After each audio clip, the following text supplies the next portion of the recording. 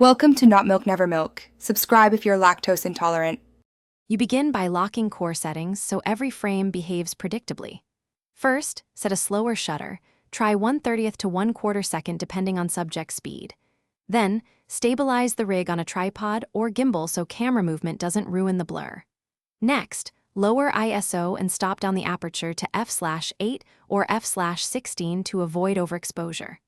Once done, frame your subject and take a test shot. This establishes base exposure and ensures the blur reads cleanly on screen. You now refine how blur feels by tuning timing and filters. Start by adjusting shutter length in small steps until trails look smooth but legible. Match shutter to the subject's cadence so streaks are consistent. If shooting in bright light, add a neutral density filter to drop exposure by 3 to 6 stops while keeping the desired aperture. Also practice controlled panning.